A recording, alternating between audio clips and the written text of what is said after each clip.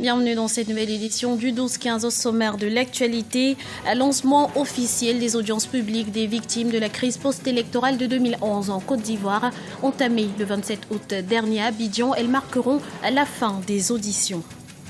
Lutter contre la consommation de stupéfiants est une priorité au Burkina Faso. Un combat qui rassemble autorités et artistes. Focus dans cette édition. Et puis, direction le Nigeria à la rencontre de Nike Okundaye, pionnière de l'art séculaire dans le pays. Elle sensibilise à sa cause de nombreuses Nigérianes.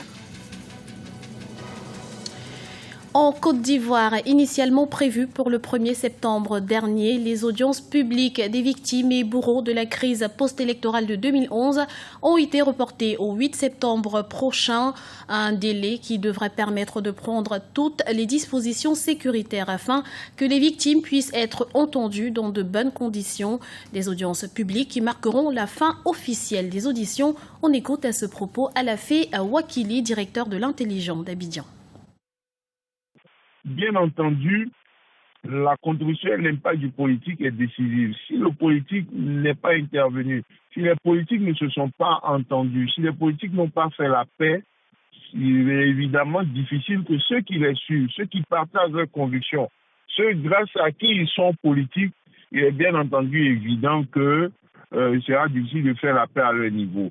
Donc, ça peut être une contribution, un apport au processus, mais il ne faut pas penser que cela seulement suffira et que s'il n'y a pas une réconciliation aussi par le haut, une réconciliation au niveau des acteurs politiques, un apaisement, il ne faut pas penser que ces séances d'écoute et d'audition suffiront à elles seules pour faire la réconciliation.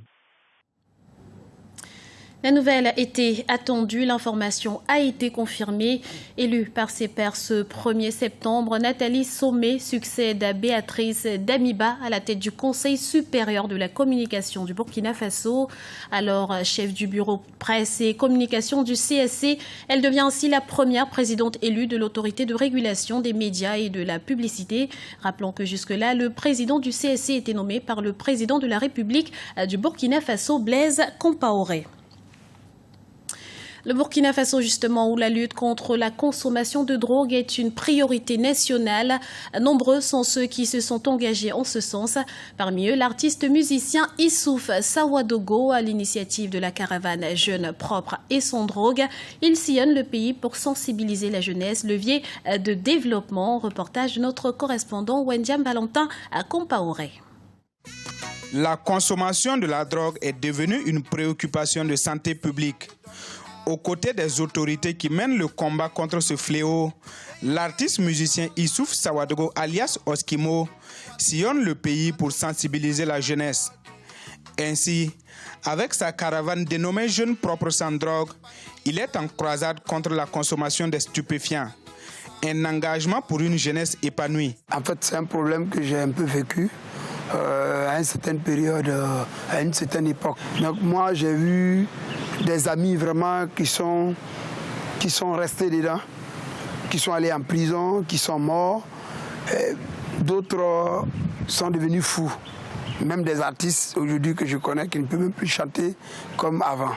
Donc c'est ce qui m'a amené depuis 2008 à essayer de faire la prévention. La saisie de la drogue est sensiblement en hausse au Burkina Faso. En effet, en 2012, c'est environ 25 tonnes de drogue saisies et brûlées dans le pays contre environ 45 tonnes en 2013. Un ratio qui montre la difficulté d'éradiquer ce fléau. Et en la matière, les témoignages sont terrifiants quant aux méfaits de la drogue. On a même un ami qui consommait la drogue. Aujourd'hui, je peux dire qu'il est devenu fou. Et vraiment, il se promène demander l'argent aux gens. Et les jours, il ne prend pas la drogue, en tout cas, il est normal. Mais ça fait qu'il prend, et vraiment, il devient autre chose. J'avais une connaissance dans le quartier que j'ai vu à ses débuts dans la drogue. On lui a donné des conseils, mais ça n'a pas passé. Mais aujourd'hui, je vois qu'il a perdu la raison. Depuis 1994, le Burkina Faso lutte contre le trafic de drogue. Ainsi, pour mieux se faire entendre, le Comité national de lutte contre la drogue plaide pour l'intronisation dans les écoles d'un module d'enseignement sur les dangers de consommation de tels produits.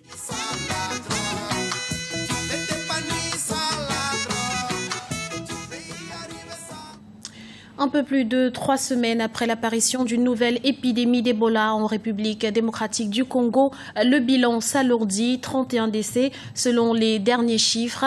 Mais d'après les spécialistes médicaux locaux, la souche Ebola en République démocratique du Congo serait différente et pourrait être contenue beaucoup plus vite que l'épidémie d'Ebola sévissant en Afrique de l'Ouest et qui a déjà causé la mort de près de 1500 personnes. Explication avec Florencia Saint-Poré. En République démocratique du Congo, le bilan de l'épidémie du virus Ebola s'alourdit. Ce mardi, les autorités ont annoncé une hausse du nombre de décès causés par le virus Ebola. Il serait passé de 13 à 31 dans le pays. Mais les virologues rassurent et confortent. Pour la majorité d'entre eux, le virus pourrait être mieux contenu dans le pays qu'en Afrique de l'Ouest. Le nombre de cas qu'on a observé à Monrovia, on n'a jamais observé ça ici en RDC pendant toutes les épidémies que nous avons eues. En fait, là-bas, l'épidémie est peut-être considérée comme une surprise. C'était une surprise parce qu'ils n'ont jamais été en contact avec ce virus. Donc, ils ne s'attendaient pas à avoir une épidémie de fièvre hémorragique Ebola en Afrique de l'Ouest. Depuis le début de l'épidémie, plusieurs pays voisins ont fermé leurs frontières. Mais malgré ce contexte sanitaire précaire en République démocratique du Congo, beaucoup pensent qu'avec une meilleure organisation du gouvernement, le virus pourrait être éradiqué. Pour le moment, le problème, c'est la panique. La panique. Et on veut ramener l'épidémie de l'Afrique de l'Ouest en RDC. Ce sont deux choses tout à fait vraiment différentes. J'ai été là, j'ai vu. Ce qui se passe là-bas, ce n'est pas ce qui va se passer ici. Ici, nous allons vite contrôler cette épidémie-là. Nous allons travailler dans la transparence et on n'a pas vraiment à paniquer. L'Organisation mondiale de la santé a déclaré que le nombre de victimes en Afrique de l'Ouest pourrait croître davantage. 490 millions de dollars ont été mobilisés pour contenir l'épidémie sur le continent africain. Dans le reste de l'actualité, mauvaise nouvelle pour le Nigeria. Coup sur coup, les statistiques publiées confirment une tendance lourde de conséquences pour l'économie nigériane. La production et les exportations de pétrole du deuxième fournisseur de brut du continent sont sur le déclin. Le pays n'exportera que 1,83 million de barils par jour en octobre, soit une baisse de 1,94 million par rapport aux prévisions de ce mois de septembre. De la culture à présent, focus sur Nike Okundaye, designer nigériane et pionnière de la renaissance de l'art séculaire de la teinture indigo. Dans son atelier situé dans le sud-ouest du Nigeria, elle enseigne aux femmes comment faire la dire, un tissu traditionnel yoruba, une potentielle source de revenus pour cette dernière. Marina Vanier et Johan Giameta. En Afrique de l'Ouest, le Nigeria est connu pour son célèbre tissu adiri. Sa teinture est effectuée essentiellement avec de l'indigo. À 63 ans, Nike Okundaye est devenue une promotrice de cet art traditionnel. L'artiste a décidé de le faire connaître depuis des décennies à la nouvelle génération. L'adiré, comme tout le monde le sait, vient du pays Yoruba, la société Yoruba. Donc tout ici est fait à la main avec des matières organiques. Nous utilisons la plume pour faire tous les dessins.